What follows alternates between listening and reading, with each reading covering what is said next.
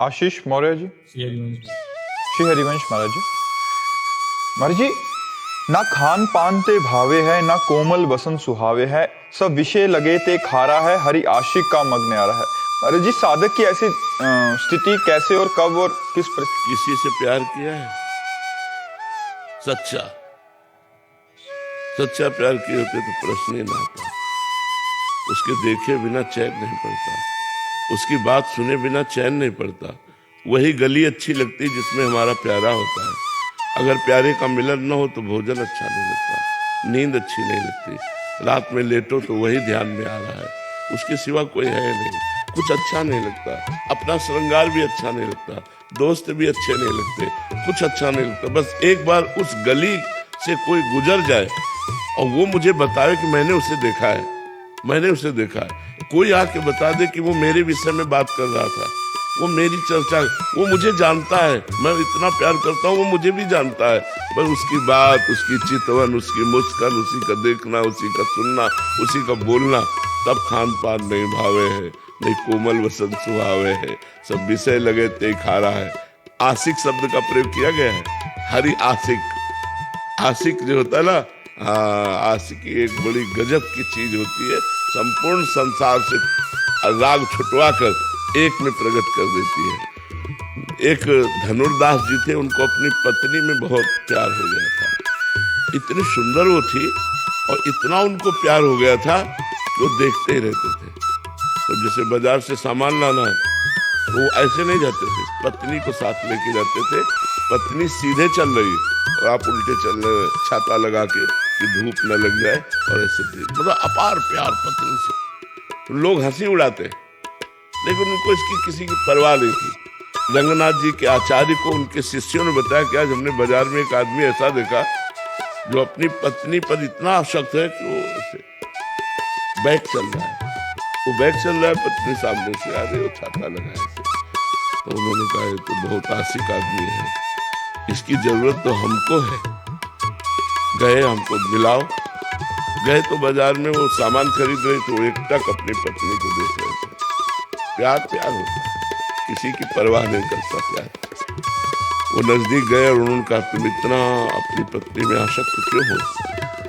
उनका बहुत सुंदर। बोले इससे सुंदर अगर हम आपको दिखा दें? बोले हो ही नहीं सकता। जे कपोल पे ऐसे स्पर्श किया, चपत लगाई, तो सामने ठाकुर रंगनाथ जी। छूट गया छाता, छाता छूट गया, पत्नी भूल गए। भगवान की मंद मुस्कान। बहुत बड़े महात्मा हुए, उनका नाम हुआ धनुर्दास जी महाराज, बहुत बड़े महात्मा हुए। तो आशिकी जब प्रबल हो जाती है तब जीना मुश्किल हो जाता है। अपने प्यारे के बिना जीना मुश्किल हो जाता है। अपना प्यारा नजदीक होता है तो डर लगता है कहीं छूट न जाए, एक भय लगा रहता है कि कहीं हमारा बिछोह ना हो जाए, कहीं कुछ हो ना जाए। मतलब वो हर समय अपने प्यारे के विषय में, तब उसे खान पान अच्छा नहीं। खान पान अच्छा जब लगेगा जब प्यारा साथ होगा। प्यारे के बिना खान पान नहीं भावे है, नहीं कोमल वसन सुहावे है, सब विषय लगे ते खारा है, हरि आशिक का मग। प्यार बहुत बड़ी चीज है। जो एक आप शपथ लगा दिए तो अरे वो तो भाव दशा होती महापुरुषों में, कभी ऐसी भाव दशा उनकी होती है कि वो ऐसे कर दिए, जीव का कल्याण कर दिए। थप्पड़ मारने से भगवत साक्षात्कार नहीं हो जाता। उन्होंने कृपा करके, आचार्य थे ना, तो आचार्यों में इतनी सामर्थ्य होती है, वो कृपा करके जिसको चाहे पापी से पापी को भी भगवान का दर्शन तुरंत करवा दे। हमारे यहाँ नरवाहन जी हुए हैं, बहुत बड़े डाकू थे, पूरे ब्रजमंडल में थर थर कांपता था ब्रजमंडल, और यहाँ जो आता था उसको कर देना होता था राजा नरवाहन को। तो हरिवंश महाप्रभु राधा वल्लभ जी को लेकर जब वृंदावन आए तो मदन टेर पे विराजमान हुए, और ये सूचना उनके सेवकों ने, नरवाहन के सेवकों ने दी, और उन्होंने बताया कि ऐसे महापुरुष हैं कि हमारी हिम्मत ही नहीं कि मैं कर मांग लूं उनसे। बहुत सुंदर हरिवंश महाप्रभु थे, बड़े तेजस्वी महाप्रभु थे। सेवक जी ने वर्णन किया है, अतुलित रस बरसत सदा सुख निधान बनवास, अद्भुत महिमा महि प्रगट सुंदरता की रास, सुंदरता की रास कनक दुत देह रुचि, बारिज बदन प्रसन्न हास मधुरंग सुचि, शुभ्रु सुष्ट ललाट पट सुंदर कर्णम, नयन कृपा अवलोक प्रणत जन आरति हरणम। इतना सुंदर स्वरूप और करुणा करके देख ले तो जीव निहाल हो जाए। तो बोले हमारी हिम्मत ही नहीं पड़ी कि हम कर मांगे। नरवाहन जी ने कहा मैं जाता हूं, देखता हूं। वो मतलब महाप्रभु के प्रति चले, हृदय में एक अलौकिक आनंद। तो उनकी हिम्मत नहीं पड़ी कि सामने जाए। झरोखे से देखा कि महाप्रभु राधा वल्लभ जी का श्रृंगार कर रहे हैं। कभी किसी को प्रणाम नहीं किया था, बस प्रणाम किया और मन से हरिवंश महाप्रभु को गुरु माना और राधा वल्लभ जी को इष्ट माना और जपने लगे राधा वल्लभ श्री हरिवंश राधा। ये महापुरुषों का चमत्कार, राधा वल्लभ श्री हरिवंश, राधा वल्लभ श्री हरिवंश। इधर एक यमुना जी से ही व्यापार चलता रहता था पहले, बड़ी बड़ी नावों में, जल जहाजों से। तो यमुना जी से एक व्यापारी जा रहा था, जैनी, करोड़ों असरफियों का व्यापारी था वो, स्वर्ण आदि का सब। तो नरवाहन के हजारों सैनिकों ने आक्रमण करके उसके सैनिकों को मार डाला, उसको बंदी बना लिया, उस व्यापारी को, और कहा तुमसे कर मांगा था, कर नहीं दिया, हमसे युद्ध किया, इसलिए जितना माल है इससे डबल माल हमारे पास पहुंचाओगे तब तुम्हें छोड़ेंगे, नहीं तो फांसी की सजा देंगे। और उसको जेल में बंद कर दिया। और उसने कहा इतना हम कहाँ से लाएं, जितना ये है इसी व्यापार, ये मूलधन है, अब इसी से तो हम अपना काम चलाते थे, हम कहाँ से लाएं। तो निश्चित की गई कल फांसी की सजा होगी उसकी।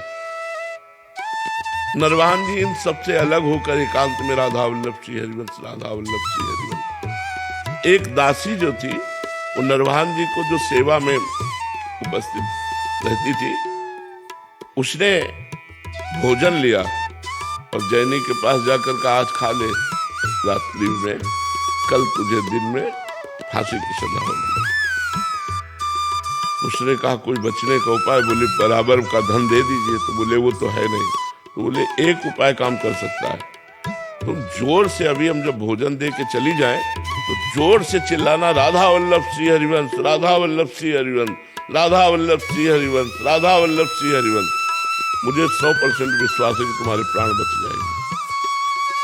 अब प्राण फांसी की सजा हो किसी को, अरे वो जी जान से शुरू हुआ रात्रि में राधा वल्लभ, तो सुनी रात्रि तो ये आवाज नरवाहन के महल तक पहुंची। नरवाहन जी ने कहा अरे ये तो अपराध बन गया, हमारी जेल में हमारा कोई गुरु भाई आ गया। वो तुरंत आए और आकर के चरणों में प्रणाम किया और कहा क्षमा करो, मुझे पता नहीं था आप हमारे गुरु जी से दीक्षित है। और वो केवल दासी ने बताया था। उन्होंने कहा कि अपने सैनिकों को बुलाया और कहा इनको अभी मुक्त करो, और उनको खूब आदर सत्कार किया, खूब सम्मान किया। उस जैनी ने विचार किया कि जिनके नाम के बल से मुझे प्राण बख्शे गए और सारी संपत्ति मिल गई, जहाँ फांसी मिलनी थी वहाँ मुझे सम्मान मिला, मैं एक बार चल के दर्शन तो करूं। तो लोगों से पूछा कि राधा वल्लभ श्री हरिवंश के, तो बताया राधा वल्लभ इष्ट श्री हरिवंश आचार्य मदन टेर में विराजमान। वो जाके चरणों में गिरा, सारी संपत्ति समर्पित की। महाप्रभु ने कहा संपत्ति हमें नहीं चाहिए, तुम कैसे शरण में आए। तो उसने पूरी घटना बताई।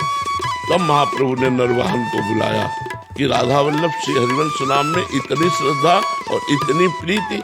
तो महाप्रभु ने 2 पद चतुरासी जी के नरवाहन को दिए, मंजुल कल कुंज देश राधा हरि विशदेश।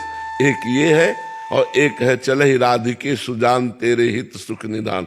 इस पद में महाप्रभु साक्षात प्रियालाल का दर्शन नरवाहन को कराते हैं। नरवाहन प्रभु निहाल लोचन भरी घोषणाथ। नरवाहन प्रभु सकेली बहु, वो पहले पद में है। ये दूसरे पद में जो 12वां पद है, नरवाहन प्रभु निहाल लोचन भरी घोषणाल, नखसिक सौंदर्य काम दुख निकंदनी, बिलसो भुज ग्रीव मेली, भामिनी सुख सिंधु झेली, नौ निकुंज श्याम केली जगत बंदनी। महाप्रभु ने आचार्य है, वो आचार्य कृपा करे तो घोर पापी को भी साक्षात प्रियालाल का दर्शन करा दे। ये आचार्य की महिमा होती है।